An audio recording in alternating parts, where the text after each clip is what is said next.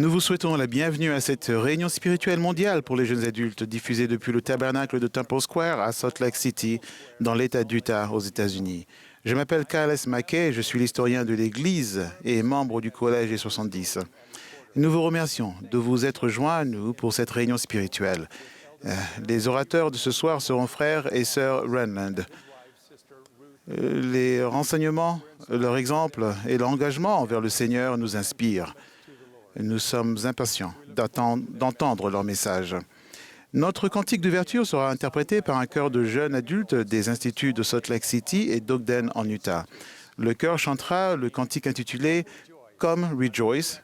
Venez vous réjouir. Le chœur sera dirigé par Alan Sackett et Linda Marget nous accompagnera à l'orgue.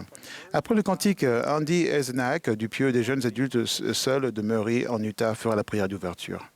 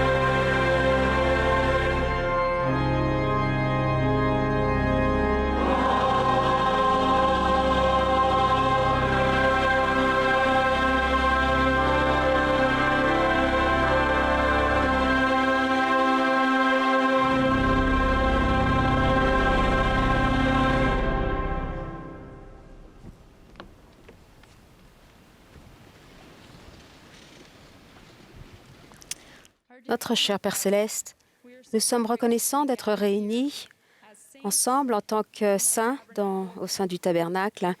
Nous sommes reconnaissants pour cette occasion d'entendre Frère et Sœur Renland. Nous sommes reconnaissants pour ton message que tu désires partager avec nous et nous te prions d'ouvrir notre esprit et nous te remercions pour le rétablissement de la vérité, pour le prophète Joseph Smith et pour la vérité que nous avons dans ces derniers jours. Nous sommes reconnaissants pour Jésus-Christ, pour son sacrifice infini, son expiation infinie pour toute l'humanité, que nous puissions toujours nous souvenir de ces vérités et les tenir chères dans notre cœur. Nous sommes reconnaissants d'être ici. Nous te remercions, Père. Au nom de ton Fils Jésus-Christ. Amen.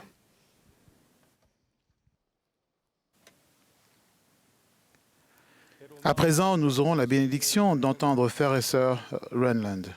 Après leur message, le chœur chantera le cantique numéro 170, « Peuple du monde, écoutez donc ». Alan Saunders dirigera le chœur. Jonathan Pace, du pieux des jeunes adultes seuls de Holiday, en Utah, fera la prière de clôture. Frères et sœurs Renland.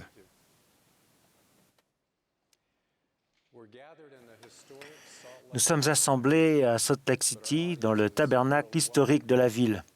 Mais nos auditeurs se trouvent dans le monde entier. Tout au long des Écritures, le Seigneur nous demande de nous souvenir.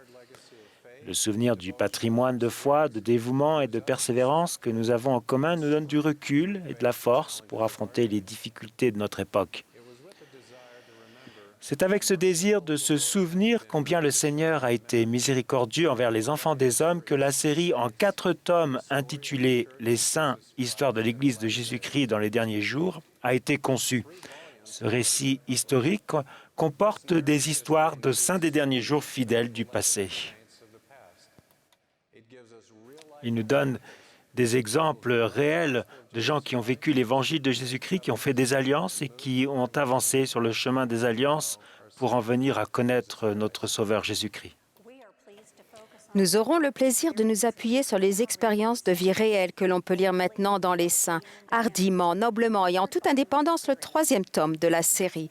Ce volume rapporte en détail l'histoire de l'Église entre la consécration du temple de Salt Lake City aux États-Unis en 1893 et celle du Temple de Berne en Suisse en 1955.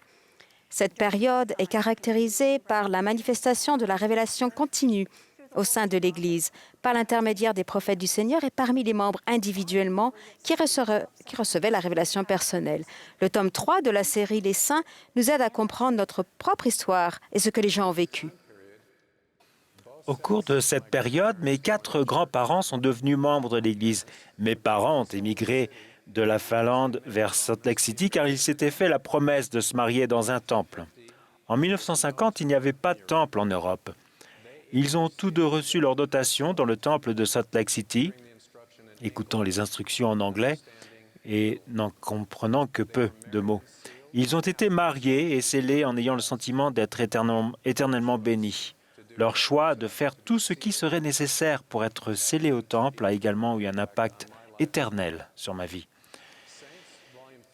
Le volume 3 de Saints est notre héritage, que nous descendions des premiers pionniers comme Ruth ou des pionniers plus récents comme moi, ou que vous soyez vous-même un pionnier dans la foi. Vous êtes une partie importante de l'histoire de l'Église. Nous vous remercions pour tout ce que vous faites pour bâtir sur le fondement de foi posé par vos ancêtres et vous. Nous prions pour que ce tome de la série Les Saints vous donne une meilleure compréhension du passé, affermisse votre foi et vous aide à contracter et à respecter les alliances qui conduisent à l'exaltation et la vie éternelle. Je me fais une joie de vous parler des histoires contenues dans le tome 3 de cet ouvrage, Les Saints. Commençons.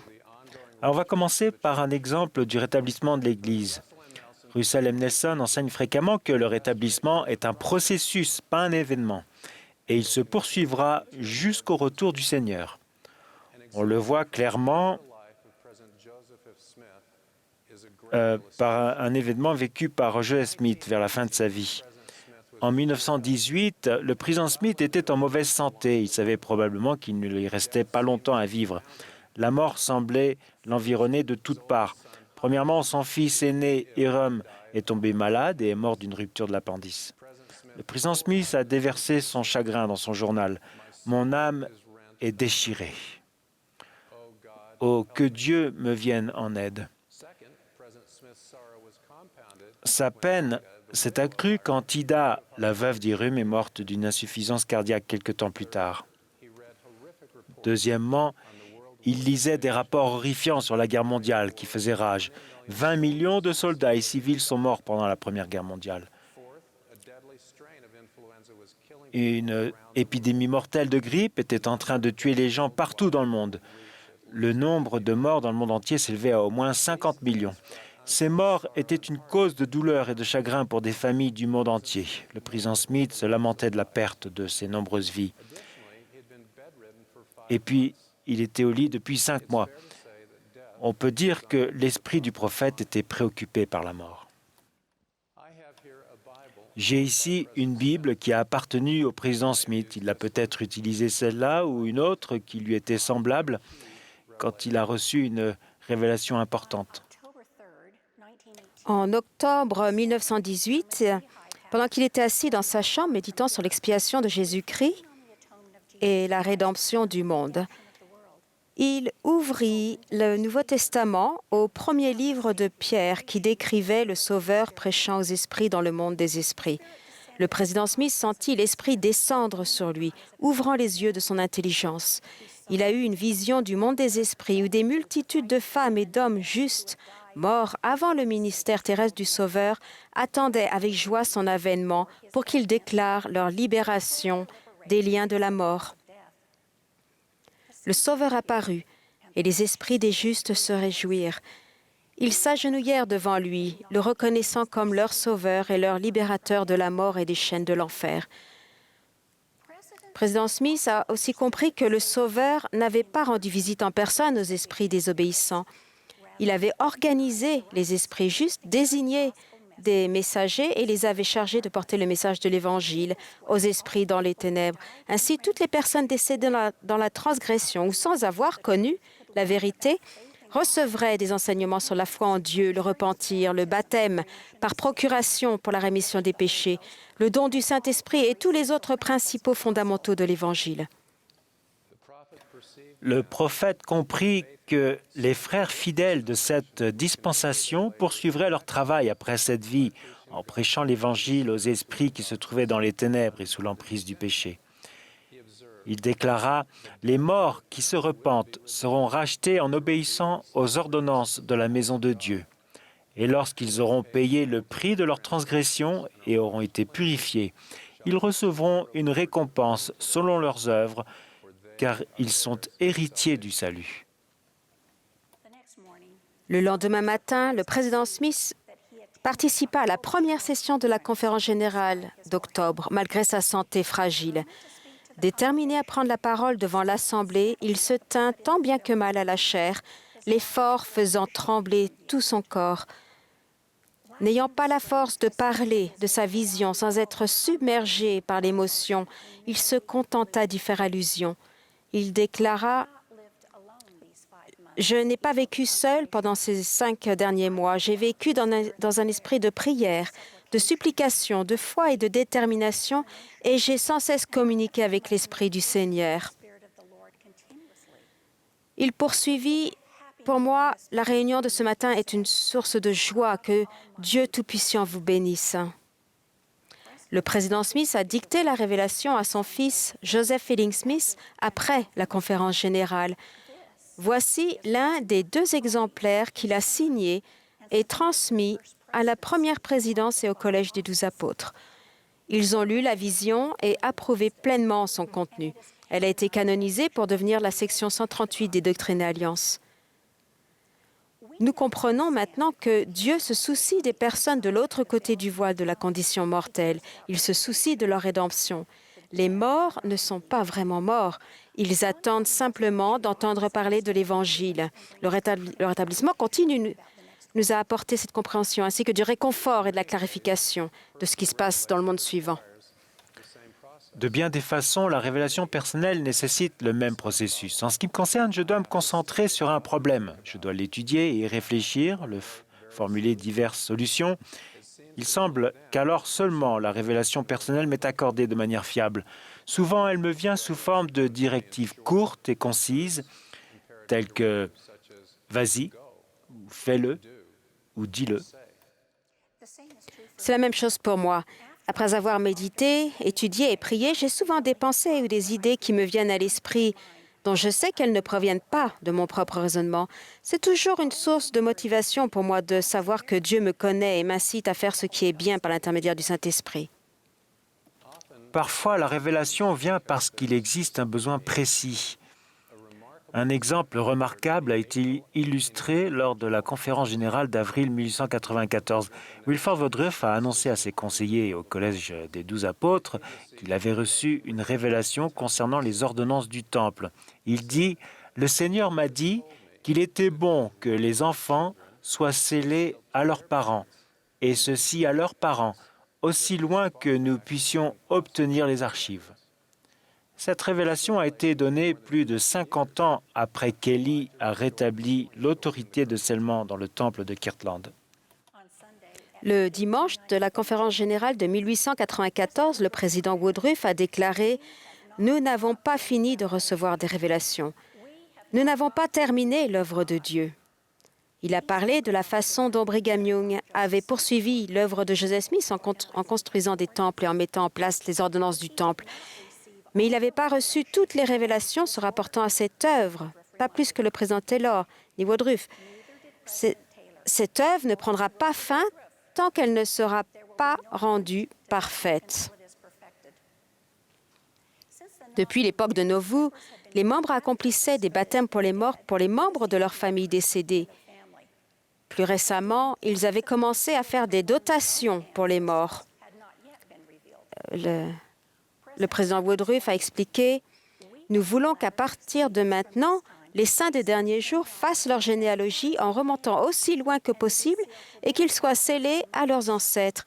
Faites sceller les enfants à leurs parents et prolongez cette chaîne aussi loin que vous le pouvez. » Il a rappelé aux saints que la vision que Joseph Smith avait reçue au sujet de son frère. Et donc, tous ceux qui sont morts sans connaître l'Évangile qu'il aurait reçu s'il leur avait été permis de demeurer seront héritiers du royaume céleste de Dieu. Ainsi en sera-t-il de vos pères, a affirmé le président Woodruff en parlant des personnes dans le monde des esprits. Il y en aura très peu s'il y en a qui n'accepteront pas l'Évangile. Avant de terminer son sermon, il a exhorté les saints à rechercher leurs morts. Il a dit « Frères et sœurs, continuons avec nos registres, remplissons-les de manière juste devant Dieu et mettons en application ce principe. Alors les bénédictions de Dieu nous seront accordées et les personnes rachetées nous béniront dans les temps à venir. » Cette révélation permettait donc aux membres de retourner souvent au temple pour accomplir les ordonnances pour leurs ancêtres décédés.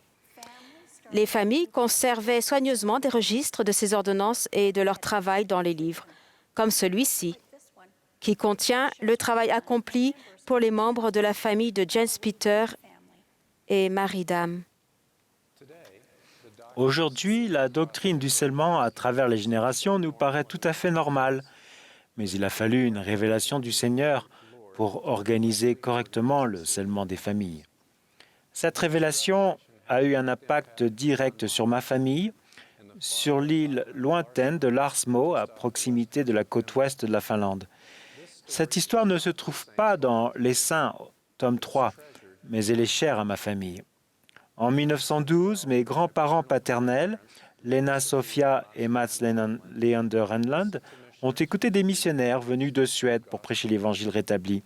Lena Sophia et Leander se sont fait baptiser le jour suivant. Ils ont trouvé de la joie dans leur foi nouvelle et à faire partie d'une petite branche, la première de Finlande.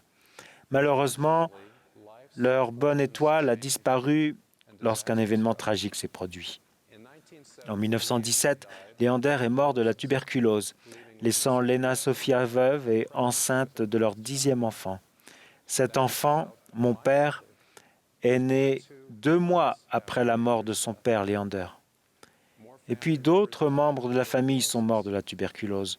Lena a finalement enterré 7 de ses 10 enfants, en plus de Leander. Ça a été extrêmement éprouvant pour elle, une paysanne pauvre, de garder intact ce qui lui restait de sa famille. Pendant près de 20 ans, elle n'a pas eu une seule bonne nuit de repos.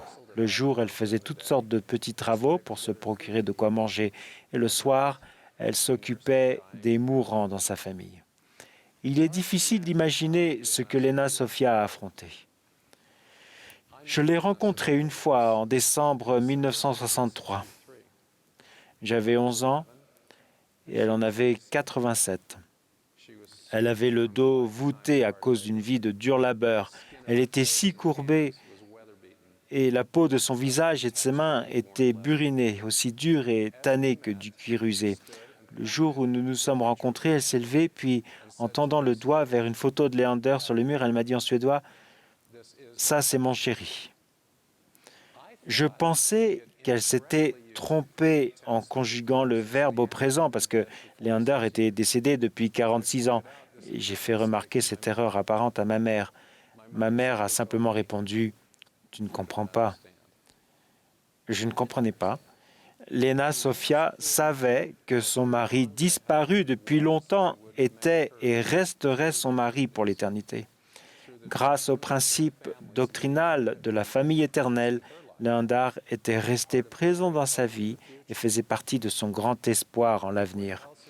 En 2006, avant la consécration du temple d'Helsinki, en Finlande, ma sœur a vérifié les ordonnances qu'il fallait accomplir dans la lignée de notre père. Ce qu'elle a trouvé est une confirmation éclatante de la foi de Lena Sofia en l'autorité de Selman. En 1938, Lena avait envoyé les noms de ses enfants qui étaient âgés de plus de 8 ans au moment de leur décès, afin que les ordonnances du temple puissent être accomplies pour eux. Ces ordonnances sont comptées parmi les toutes premières demandes d'ordonnances envoyées de Finlande à un temple. Malgré toutes les tragédies et les difficultés qu'elle avait traversées, Lena avait avancé en gardant à l'esprit la doctrine du salut. Elle considérait comme une grande bénédiction de Dieu le fait de savoir avant que toutes les épreuves ne surviennent que les familles sont éternelles. Pour preuve de sa conversion fermement ancrée dans l'Évangile de Jésus-Christ, on note son travail dans le domaine de l'histoire familiale, œuvre révélée par l'intermédiaire des prophètes Joseph Smith, Wilford Woodruff et Joseph F. Smith.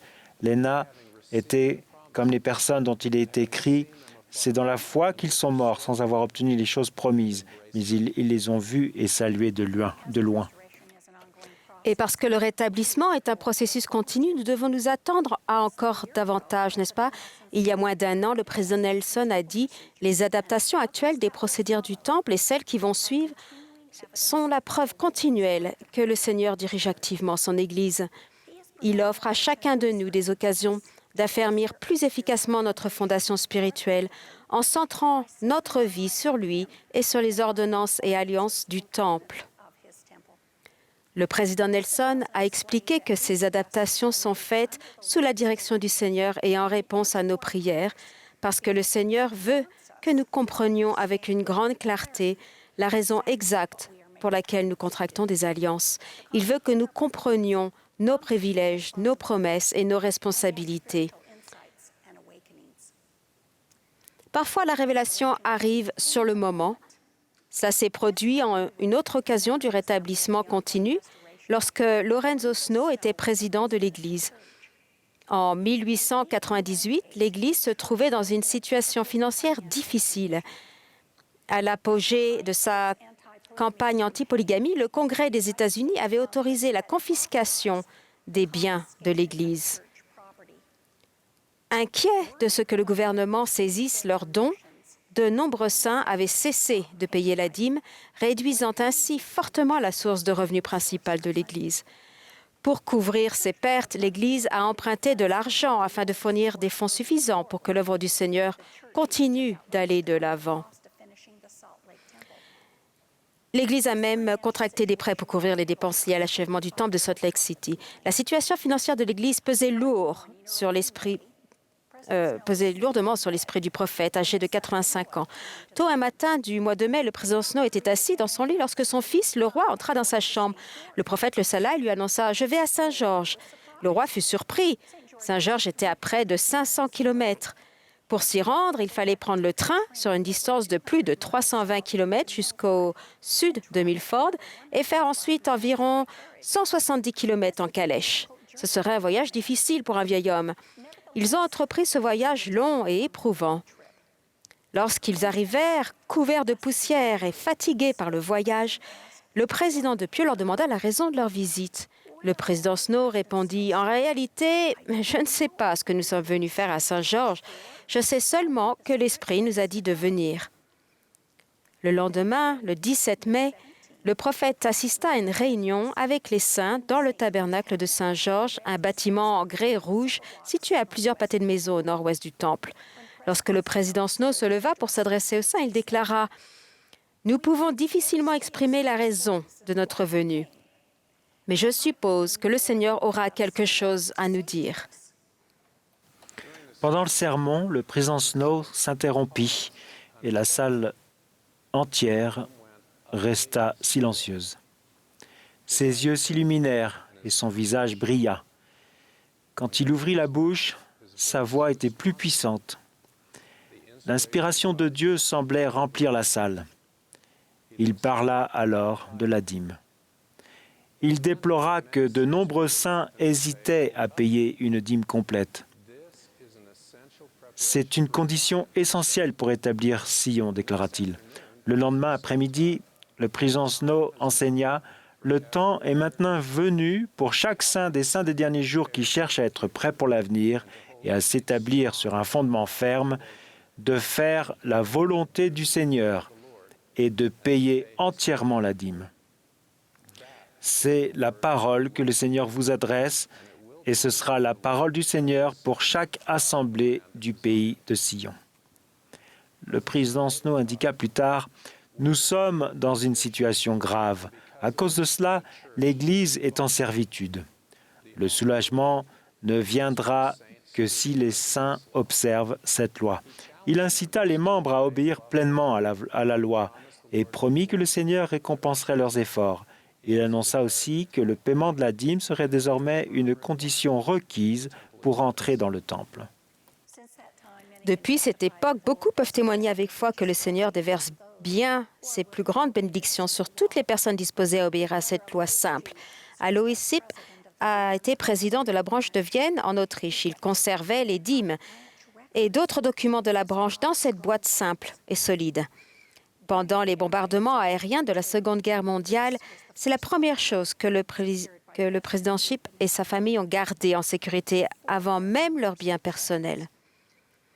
Certaines personnes témoignent de la difficulté à accepter la loi, mais aussi des bénédictions remarquables qui en résultent.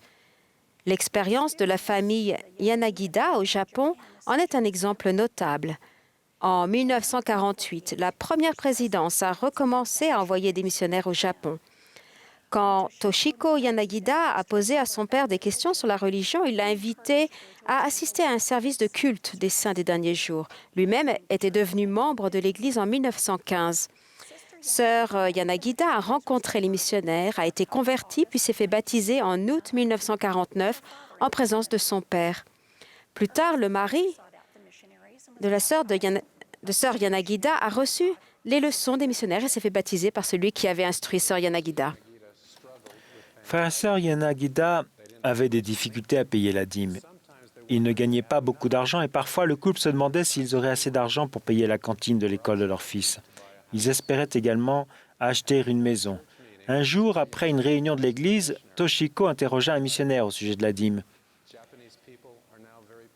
Il a dit, depuis la fin de la guerre, elle a dit, donc les Japonais sont très pauvres. Pour nous, il est difficile de payer la dîme. Est-ce que nous devons le faire? Le missionnaire répondit que Dieu avait commandé à tout le monde de payer la dîme et il parla des bénédictions liées au respect de ce principe. Sœur Yanagida était sceptique et un peu en colère. Elle se disait, c'est un raisonnement d'Américain. Une sœur missionnaire promit à Toshiko que le fait de payer la dîme aiderait sa famille à devenir propriétaire de sa propre maison.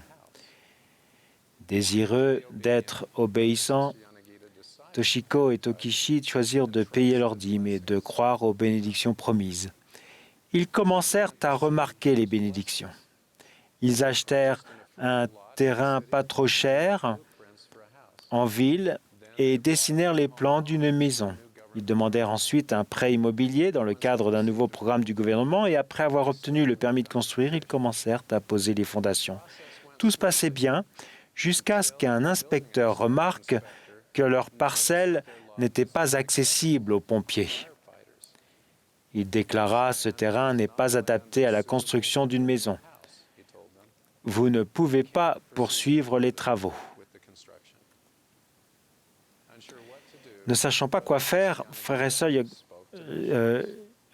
Toshiko et Tokichi en parlèrent aux missionnaires, ne sachant que faire. L'un d'eux leur dit « Nous allons prier et jeûner pour vous.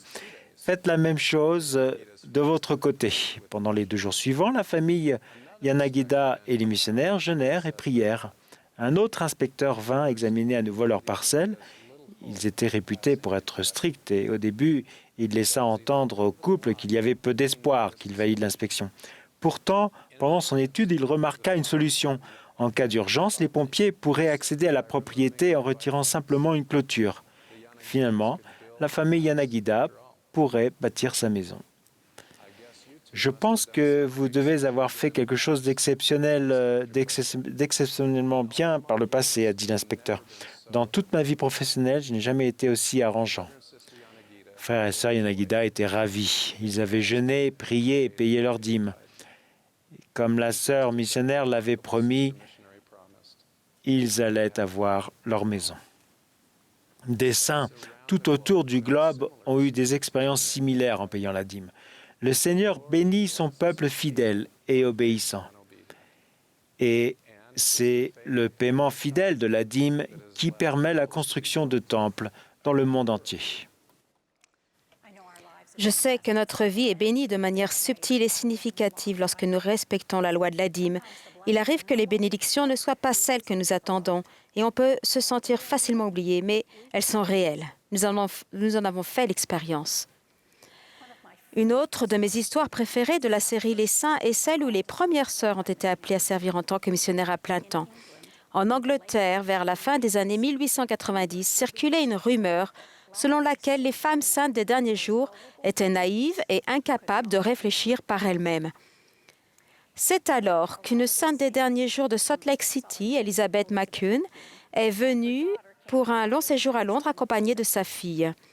Tandis qu'elles assistaient à une conférence de l'Église là-bas, Elizabeth a été surprise quand, au cours de la session du matin, Joseph McMurrin, conseiller dans la présidence de la mission, dénonça les déclarations peu flatteuses sur les saintes des derniers jours et annonça « Nous avons justement parmi nous une dame d'Utah.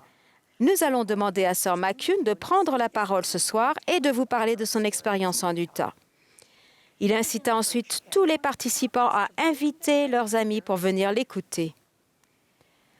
L'heure de la réunion approchant, la salle était comble.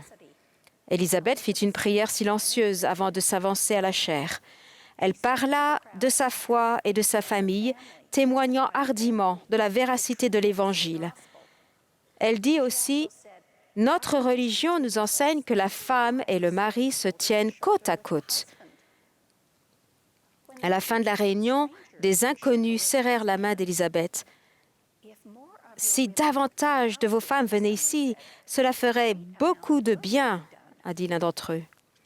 Après avoir constaté l'effet qu'elle avait eu sur le public, Joseph McMurrin, dirigeant de la mission, écrivit au président de l'Église « Si quelques femmes brillantes et intelligentes étaient appelées en Angleterre, les résultats seraient excellents. » La décision d'appeler des femmes en tant que missionnaires était en partie la conséquence de la prédication d'Elizabeth McCune. Le 22 avril 1898, Inez Knight et Jenny Brimall débarquèrent au port de Liverpool, en Angleterre. Elles furent les premières à être mises à part en tant que femmes missionnaires pour l'Église. Elles prêchaient aux gens dans la rue. Elles accompagnèrent le président McMurrin et d'autres missionnaires dans une ville à l'est de Liverpool. Le soir, une grande foule assista à une réunion dans la rue avec les missionnaires. Le président McMurrin annonça alors qu'une réunion spéciale se tiendrait le lendemain. Il invita tout le monde à venir écouter les prédications de femmes mormones en chair et en os. Voici le journal missionnaire d'Inez Knight. Elle a écrit Le soir, j'ai pris la parole au milieu des craintes et des tremblements et je me suis étonnée moi-même. Elle reconnut l'aide divine qu'elle avait reçue quand elle écrivit plus tard. J'ai parlé ce soir à une grande foule, mais j'ai été bénie par les prières des autres missionnaires. Ces femmes missionnaires en chair et en os s'acquittèrent correctement de leurs tâches, allant de porte en porte et témoignant fréquemment à l'occasion de réunions dans la rue. Elles furent bientôt rejointes par d'autres missionnaires qui travaillèrent partout en Angleterre. Sœur Knight et Sœur Brimall ont marqué le commencement, mais dans cette dispensation, des centaines de milliers de sœurs missionnaires ont servi. L'une des choses qui me frappe concernant les sœurs missionnaires, c'est qu'elles peuvent être efficaces en étant vraiment elles-mêmes. Ce sont de vraies saintes des derniers jours. Comme Sœur Knight et Sœur Brimall, elles discutent avec les gens de qui elles sont et de pourquoi elles croient ce en quoi elles croient. L'influence des sœurs missionnaires sur le Rassemblement d'Israël est extraordinaire. Lors d'une session de questions-réponses, un jeune missionnaire m'a demandé pourquoi les paroisses de sa mission préfèrent les sœurs missionnaires. Ma réponse fut simple, parce que les sœurs mettent leur cœur et leur âme dans le travail. Les membres aiment les missionnaires qui font cela, qui ne se tiennent pas en retrait. La réponse des sœurs missionnaires à l'appel en mission a joué et continue de jouer un grand rôle dans la proclamation de l'Évangile. Le président Nelson a dit « Nous aimons les sœurs missionnaires et nous les accueillons de tout cœur. Ce que vous apportez à cette œuvre est magnifique. » Je suis aussi impressionnée par toutes les bonnes choses accomplies par Sœur McCune, qui n'avait été ni appelée ni mise à part en tant que missionnaire, mais cette chère sœur a fait avancer les choses grâce à sa foi. Cela nous amène à un autre récit incroyable du tome 3 de la série Les Saints. Nous trouvons des exemples de saints qui ont prouvé leur fidélité dans les situations les plus éprouvantes. D'anciens ennemis ont surmonté leur animosité et sont devenus unis en s'appuyant sur Jésus-Christ. À la fin de la Seconde Guerre mondiale, après 5 années d'occupation par le régime allemand nazi, la situation des Pays-Bas était déplorable. Plus de 200 000 Néerlandais étaient morts pendant la guerre et des centaines de milliers de maisons avaient été endommagées ou détruites. De nombreux saints des Pays-Bas éprouvaient de la rancune à l'égard des Allemands et à l'égard les uns des autres, car certains avaient résisté et d'autres avaient collaboré avec l'occupant. Les divisions étaient palpables. Le président de mission, Cornelius Zappé, incita les branches à accroître leurs réserves alimentaires en lançant des projets de culture de pommes de terre grâce à des plans fournis par le gouvernement néerlandais. Avec cette mesure de soutien, les membres des branches néerlandaises plantèrent des pommes de terre partout où ils pouvaient, dans les arrière-cours, les jardins, les terrains vagues et les terre-pleins centraux des routes. Le moment de la récolte approchant, le président Zappé tint une conférence de mission dans la ville de Rotterdam. Il savait, de par ses conversations avec le président de la mission allemande de l'Est, que de nombreux saints allemands souffraient de graves pénuries de nourriture. Le président Zappé voulait faire quelque chose pour les aider. Alors il a demandé aux dirigeants locaux s'ils seraient disposés à donner une partie de la récolte de leurs pommes de terre aux saints en Allemagne.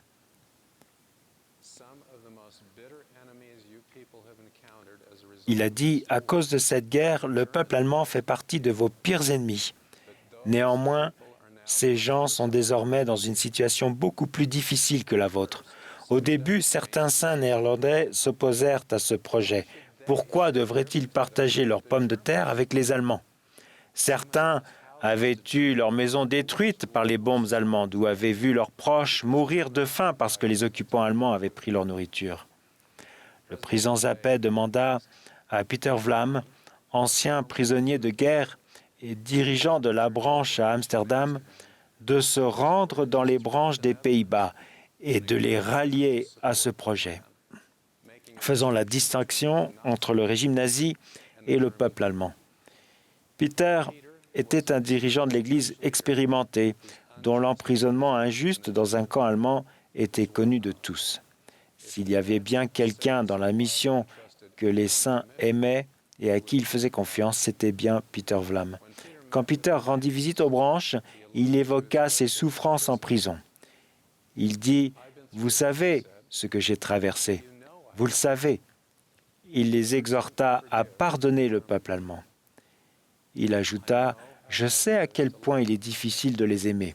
Toutefois, s'ils sont nos frères et nos sœurs, nous devons les traiter en tant que tels. » Ces paroles et celles des autres présidents de branche émurent les saints. La colère de beaucoup d'entre eux se dissipa tandis qu'ils récoltaient des pommes de terre pour leurs frères et sœurs allemands. Non seulement cela, mais les désaccords et la méfiance qui avaient existé parmi les membres au sein des branches commencèrent à se dissiper aussi. Les membres savaient qu'ils étaient capables de travailler ensemble et d'aller de l'avant. De son côté, le président Zappé s'efforçait d'obtenir les autorisations nécessaires pour transporter les pommes de terre en Allemagne. Au début, le gouvernement néerlandais refusa que l'on exporte des denrées alimentaires. Les demandes insistantes du président Zappé le firent céder.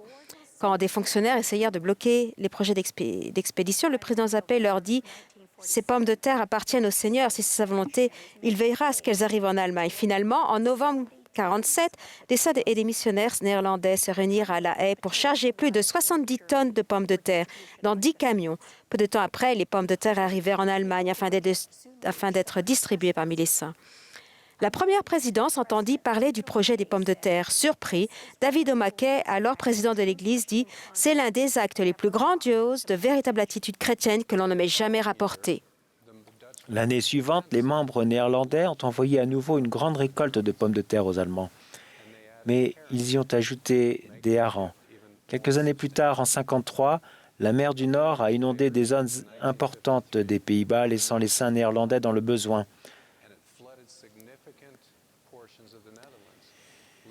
Cette fois, ce sont les saints allemands qui ont porté secours aux Pays-Bas pour les aider dans leur période de difficulté. Les actes de charité des saints néerlandais ont réverbéré pendant des années et fournissent un témoignage durable de l'amour et de la charité qui sont possibles même entre des ennemis, lorsque des gens ordinaires aiment Dieu en premier et leurs prochains comme eux-mêmes. Leur disposition à pardonner a apporté la guérison aux membres néerlandais. Je sais que c'est également vrai pour moi. Si je conserve de la rancœur, l'esprit est blessé. Si je suis en colère, je suis moins aimable et moins disposé à me comporter comme le Christ vis-à-vis des autres. Cette vérité est merveilleusement énoncée par un personnage du roman d'Alan Paton de 1953, Too Late de Phalarope, qui se déroule en plein apartheid en Afrique du Sud. Il y a une dure loi qui dit que lorsqu'on nous inflige une blessure profonde, nous ne guérissons jamais avant d'avoir pardonné. Et il y a tellement plus de récits inspirants sur l'histoire de l'Église pendant cette période racontée dans les Saints au tome 3. Des récits de tous les coins du monde. Peut-être aimeriez-vous apprendre quelque chose sur William Daniels, qui a servi fidèlement pendant des années dans la ville du Cap en Afrique du Sud où régnait la ségrégation. Même s'il n'était pas ordonné à un des fils de la prêtrise, il avait un témoignage fervent et servait fidèlement. Ou peut-être sur Raphaël Monroy et Vincent Morales au Mexique, qui ont été martyrisés pour leur foi. Et sur la mère et la femme de Raphaël, Resueta et Guadeloupe, qui ont courageusement dirigé leur famille, malgré des menaces continuelles. Ou Alma Richards, la première sainte des derniers jours à avoir gagné une médaille olympique, notamment parce qu'elle avait choisi de respecter la parole de sagesse. Ou Irini Wanga, qui, soutenue par sa mère fidèle, est retournée en tant que missionnaire dans son pays natal, la Nouvelle-Zélande, pour prêcher et rassembler des noms pour l'œuvre du Temple. Ou Helga Meizus, qui, jeune fille sainte des derniers jours dans l'Allemagne nazie, a conservé la foi malgré le harcèlement exercé par d'anciens amis, des professeurs et des dirigeants scolaires. Ou Evelyn Hodge, qui a été assistante sociale pour le compte de la Société de secours afin d'aider des familles à se remettre sur pied pendant la Grande Dépression. Nous n'avons pas le temps d'en citer davantage, mais je sais que vous voudrez tous lire ce troisième tome de la série Les Saints. Pour moi, le cantique parfait de cette période de l'histoire de l'Église est « Peuple du monde, Écoutez donc, que le cantique sera interprété à la fin de cette réunion. Ce cantique a été écrit par Louis F. Manch, originaire d'Allemagne, qui est devenu membre de l'Église tandis qu'il se rendait à Salt Lake City en 1864. Plus tard, il a fait une mission pour l'Église en Suisse et en Allemagne. Et là, il a publié beaucoup de documents en allemand, notamment « Peuple du monde, écoutez donc ». C'est devenu l'un des cantiques préférés des saints des derniers jours germanophones. Il a été publié pour la première fois en 1890 en Allemagne dans ce livre de cantiques. Il a été traduit en anglais et publié dans la version de 1985 du livre de cantiques que nous utilisons aujourd'hui. Cette version a délaissé le troisième couplet que le chœur interprétera également. Ce troisième couplet décrit ce que les saints dont nous avons parlé ont fait à cette époque. Ils ont honoré le seul Dieu vrai et vivant. Ils sont venus et ont été baptisés, ont tenu la barre. Ils lui ont donné leur cœur avec foi en son Fils, Jésus, le Saint. Je vous invite à lire les saints pour apprendre et comprendre l'histoire de l'Église et tirer des enseignements de l'exemple de ses membres. La série « Les saints » est bien documentée et digne de confiance. C'est un témoignage du rétablissement continu de l'Église de Jésus-Christ. Nous avons une histoire inspirante. Cette histoire est notre héritage commun, que nous soyons descendants de ces pionniers ou de pionniers ultérieurs, ou que nous soyons des pionniers dans la foi. Je sais pourquoi est-ce que c'est important. Pourquoi est-ce que nous passons tant de temps à raconter ces histoires? C'est parce que ces histoires nous donnent des exemples réels du pouvoir qui se trouve dans le fait de connaître le Sauveur. Je sais que Jésus-Christ vit et dirige cette Église. Je sais qu'il veille sur son peuple de l'Alliance. J'invoque une bénédiction sur vous afin que vous ressentiez l'amour du Sauveur dans votre vie et que vous vous rapprochiez de lui et de son Église. Au nom de Jésus-Christ. Amen.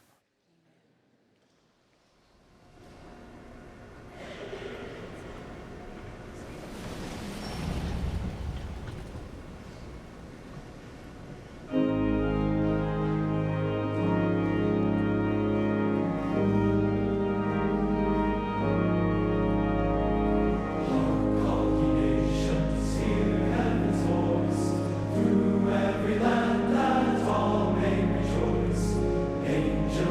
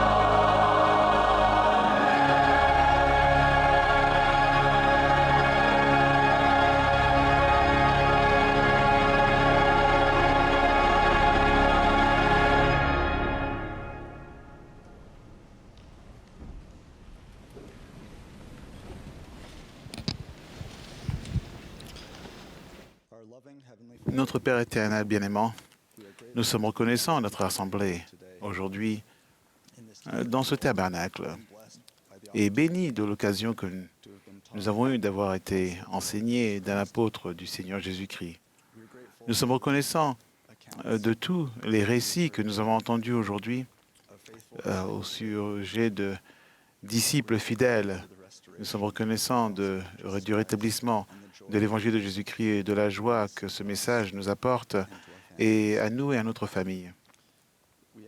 Nous te demandons et te prions pour une bénédiction sur nous aujourd'hui afin que nous puissions avoir ton esprit pour nous guider, tandis que nous essayons d'avancer sur le chemin des alliances de manière courageuse et fidèle. Nous sommes reconnaissants de tous les sacrifices, de tous ceux qui dirigent et servent dans l'Église.